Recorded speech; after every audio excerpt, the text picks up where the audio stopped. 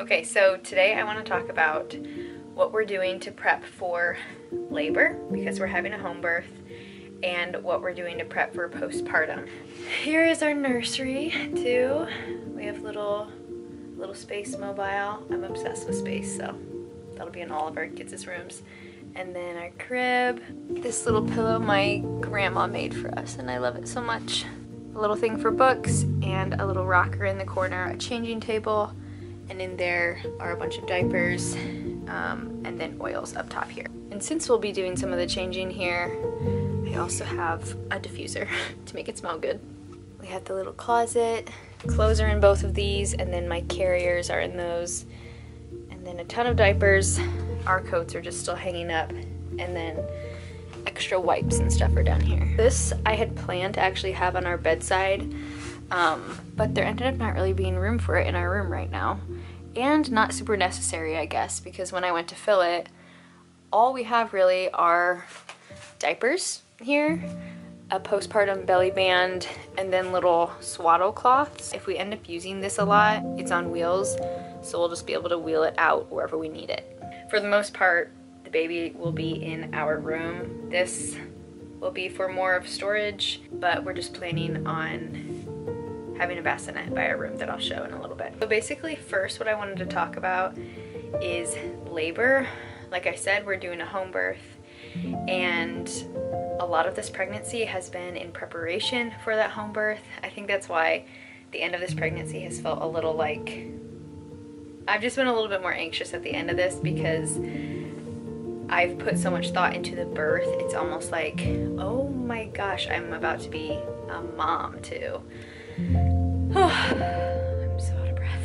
I would say the main thing that I did to prep for labor was take the pain-free birth course. I can link all of this below, but that is the most beneficial, transformative thing that you can do for yourself, I think, in pregnancy. She goes over the logistics of what happens within your body when you're giving birth, but also the spiritual side of it and how it was originally designed for, and how we have this idea of birth and how painful it is, and sometimes it is painful, and also sometimes it's not painful, and people don't really talk about that. It's just a really beautiful course that I would recommend to anybody. It's so worth the investment. I've been doing a lot of stretching through spinningbabies.com. So my midwife had printed out some main stretches for us to be doing. I say us because Louie helps me. The main one being a forward leaning inversion. I also do side lying releases on the bed, and that's what Louie helps me with. And then also your basic stretches like the cat-cow and just opening my hips and all of that. I think it was around 32 weeks I started those. And I've also been eating dates every day. You're supposed to eat 6. I have been eating only 4. I've been trying my best to eat those. And then I've also been taking 2 supplements that I'll show you. The first one is this one, alfalfa. I got this from Herbal. They have amazing postpartum products, and for delivery, birth, pregnancy, all of that as well. Alfalfa is really high in vitamin K, which can help with blood clotting after birth, helping to prevent any hemorrhage or excess bleeding. And the other one I've been taking that I started around, I believe I started this one around 35 weeks. It's a birth prep. This formula has been around for a long time. It's just filled with a lot of different herbs that is helpful for prepping. Both of those, obviously, check with your midwife before, or your doctor before you would be taking those. So then for postpartum, I've been really focusing on our bedside tables, the bassinet, and then prepping food and herbs. So it's all ready to go. So over here is Louie's side. So we just have this kind of open for any drinks and food. Little seashells that we had collected on our baby moon. Basically just have that top part open for whatever we collect. We have little books right here for the baby, and then these are our books and journals. Also a little addition, we have a little rain stick. And then obviously up here we have a diffuser of lavender. Sacred Mountain is really grounding. Got Trauma Life here, just in case, you know. Even if the birth goes perfectly, it's still a lot and it's still a transition. So emotional support oils, and then I'll add in probably Gentle Baby and a couple others. And then this is my side right now. These are little cozy cardigans that I'm gonna wear because I have in my mind just that basically I'll live in these and the baby will live in a diaper and we will be skin to skin all the time. This is a really good book if you want to read it.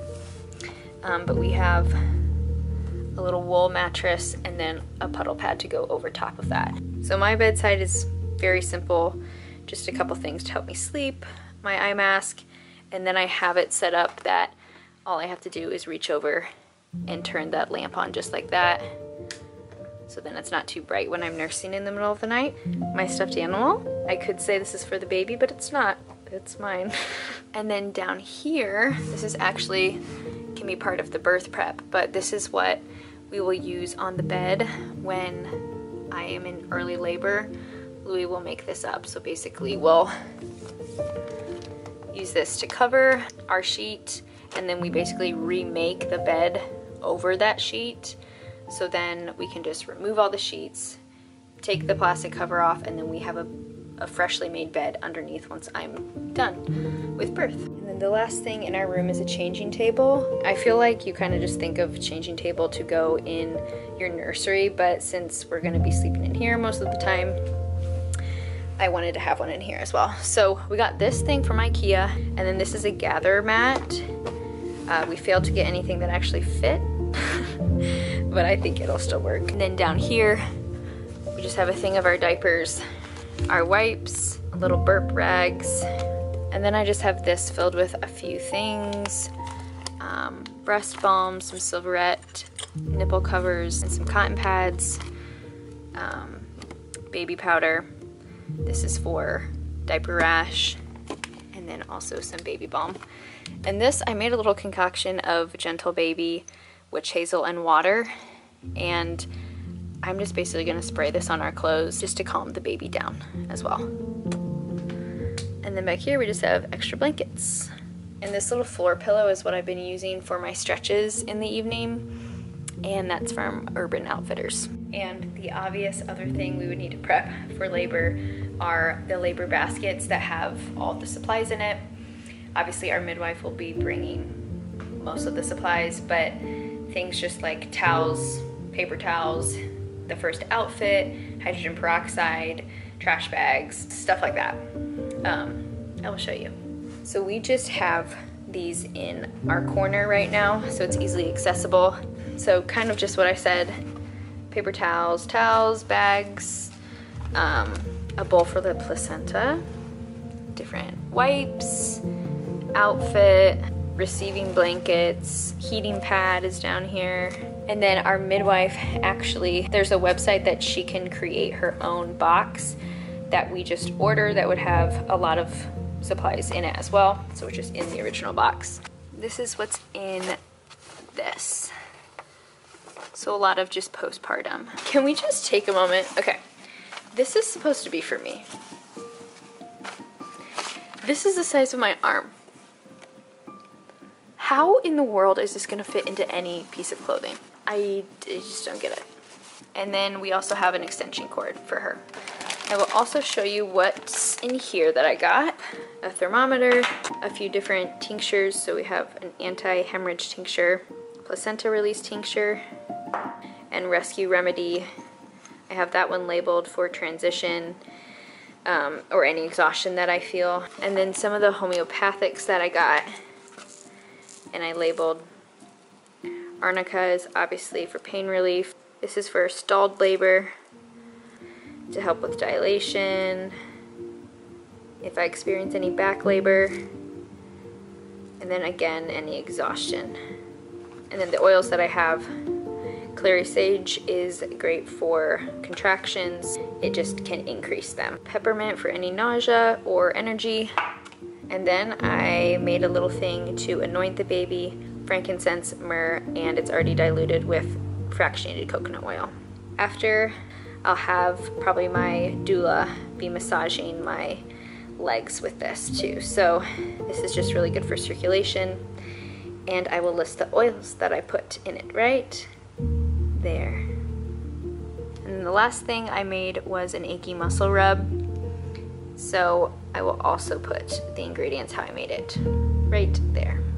And then over here I'm keeping oils that I want to have ready to diffuse when I'm in labor. I'm going to be doing Release, Surrender, and Harmony for during birth and after. And then I have 2 little baby ones too, Calm and Gentle Baby. These 2, Passion Flower is really calming, and then Black Cohosh. This can stimulate labor. And then I also made this for Louis to rub on my shoulders. I'll write what's in it right here. And then for any herb prep that I did, I dedicated this whole shelf to herbs, basically. Little teas in the back too. And then I have a little note here with all of their uses. So if I'm ever in bed and I need something specific, Louis knows what each one does and he can make up a little mixture for me. And then I have all of my bulk herbs up there. I also have made padsicles. Just like it says on there, I made them with aloe, witch hazel, and lavender. I got the pads from Lola, and I'll use these for postpartum healing. And one other thing I wanted to mention about postpartum and kind of our bedside. This is our bathroom from our bedroom. In here I have ready to go any bath salts. We have magnesium flakes back there and salts right here. Our towels and the baby's towels. And then hidden under all of my robes, I have this bag full of these bigger tea bags that I made up that can hang on the faucet of a bath, or you can put it in the bath and you can squeeze it out. There's herbs in here and oats. So I have these ready to go too. And last but not least, I want to talk about the meal prep that we've done. The main place that I've learned about postpartum is from 2 books. The First 40 Days, and by the same author, Awakening Fertility. She has an amazing perspective on postpartum and amazing recipes in the back of both of those books. And I really just wanted to focus on really warm, nourishing soups, stews, veggies, raw dairy, all of that. So I'll show you my list, kind of like how I laid it out. So this is what it just looked like. I even had to tape the sides because I have been using this page so much. Broths and meats, soups and stews. I wrote down the recipes that I wanted to use and then the page numbers that they were in. So as I went through, then I was able to easily make them. I didn't end up making all of them, but I still want to keep this list so I can make some of these fresh too. And then veggies, mains, and sides down here. And then on the back we have snacks and sweets. And then I just checked it off once I was done making it. And then all of the herbal blends that I had made and which herbs I wanted to have on hand. And then I'll take you out to our deep freeze that we got. It's nothing fancy and it doesn't look very pretty out in our garage, but I will show you. So I labeled them just simply what they are and the date that I made them. So I have different veggie options here. I have some cookies, some bagels. I made some gummies, some more just treats over here. These are lentiladas, basically enchiladas with beef liver that we can cook up. And then under here are all of the soups and broths that we had made too. If I used anything in there that I needed to remember, like this one contains ginger and garlic, I listed that. Some of the broths contain fennel. I wanted to list that too because that can affect your breast milk. Yeah, there it is. I hope that was helpful.